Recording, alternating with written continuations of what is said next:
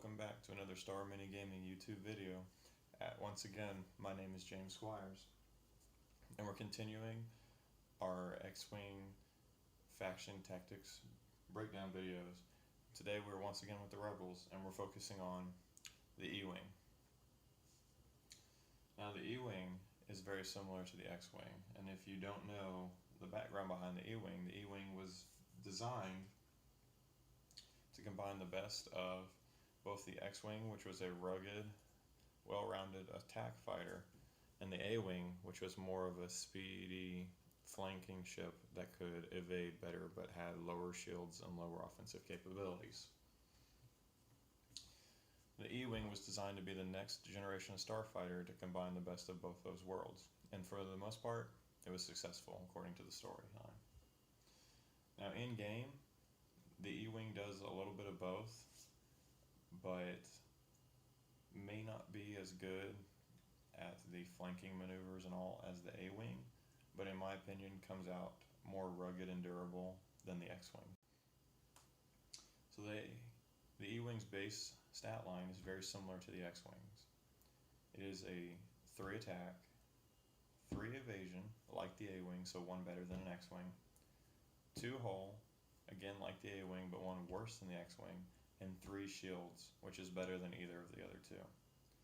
Now, the shields and hull end up equaling the same amount as the X-Wing, they're just inverted, which in my opinion is the more useful configuration, because hull points are subject to critical hits, which can impair your ship's ability or can deal double damage depending on what you draw from the deck. So shields ignore criticals, they just count as regular hits. So shields, again in my opinion, are significantly more valuable than a hull. Even though you only are going to roll a critical hit 1 out of 8 times, which is roughly 12.5%, whenever you're throwing multiple dice, they do come up normally several times during the game, so shields are pretty valuable. Now on their action bar, they have focus and target lock, just like an X-Wing. But they also have barrel roll and evade, which are hugely valuable. Far more valuable, in my opinion, than focus and target lock. Not that those two are not good abilities, but with the Rebels, your ships tend to have more offensive firepower and tend to struggle in evading enemy attacks. Now, most Rebel ships can take a bit of a beating, but over time, with TIE fighters outmaneuvering them, they will be worn down and they will die. So anything you can do to boost their evasiveness to make even 1 less of those attacks hit is hugely important, because you want to stay on the table as many turns as you can, because you will outshoot the Empire just in your base stats. Now again, like the X-Wing, there is a good range of pilots.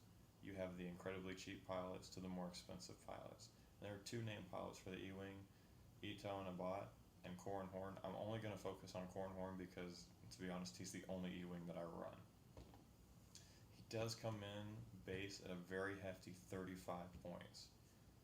Now, whenever you look at that, may not sound terrible. It's about a third of your list, but quite often, whenever you're playing a Rebel build, you'll only fit 3 or 4 ships at the most in a 100-point game, which again, 35, it's hefty, but it may not sound that bad until you compare it to things like the Outrider or the Millennium Falcon.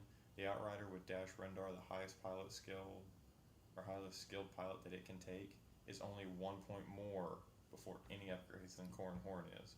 And its stats, while its attack and defensive stats are a little bit worse in terms of dice that it throws, it has 5 hull and 5 shield.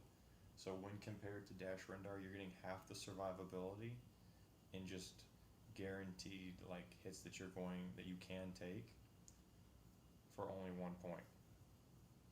So that's something that you have to consider with Corran. But to be honest, I believe that he more than makes up for his points cost with his ability. At the start of the end phase, which takes place after all attacks have been made, you may perform 1 attack.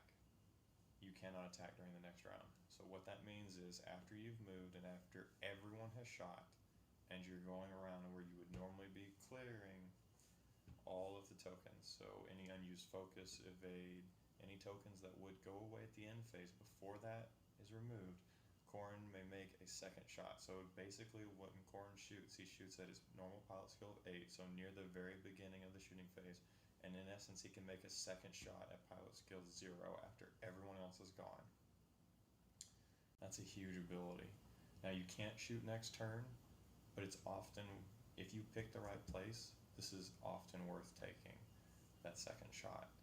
What that means is that you can, in one turn, without any criticals or any other dice modifiers, potentially deal out 6 points of damage just with your basic dice. That's ignoring any chance of critical hits, any range 1 bonuses, anything else.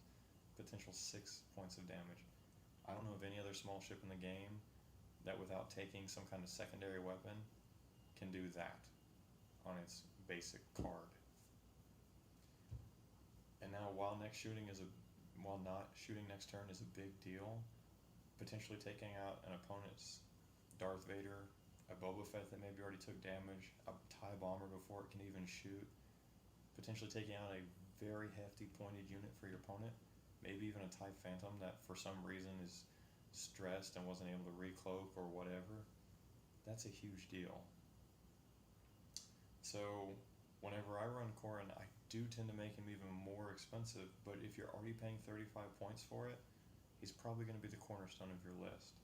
So I tend to throw on R2-D2 and a shield upgrade, because with the amount of firepower that Corran can put out, he's going to be taking a lot of firepower back, because your opponent's going to realize very quickly how big of a threat he is. And also with the amount of points that you've invested in him, your opponent will probably be able to tell without even having faced him before that he is the cornerstone of your entire army. So now, if you'd like, you really can stop building. You've already spent a pretty hefty 43 points on Corran Horn, which out of 100 points, which is your standard size build, is nearly half. And but I'd like to talk about 2 more upgrades I like to give Corran briefly that give him offensive capabilities to match the defense that you've just equipped him with. The first up is the fire control system, which gives you a free target lock once you've made an attack against an enemy, regardless of whether you've hit or not. Now obviously this is a powerful ability, but especially with Corran and his double tap, it means that after your first shot, with that second free shot, should you choose to take it, you're having an even better chance of hitting your opponent, which means it's a little bit less of a risk for you to take that second shot. And then I like to pair that with Predator, because that first shot doesn't have a target lock unless you've chosen to use the target lock action, which you may very well have, but Predator allows you a little bit more freedom in that you can choose something else like evade, barrel roll, focus. You can be a little bit more defensive if you'd like with those abilities. And Predator will allow you to reroll 1 attack die unless the opponent's pilot skill is a 1 or lower, or 2 or lower. And this is in essence, like a miniature version of the target lock. So it pairs really well with fire control system, because on your first attack on an enemy that you haven't previously shot at, you may reroll 1 or 2 attack dice depending on their pilot skill. And then after that, every successive shot at that same target, you're going to have a full target lock from the fire control system. So you are always getting to reroll with every single attack with Corran without necessarily having to spend any of your actions to establish target locks. Obviously that's really powerful and boosts his offensive capabilities even more than they already are.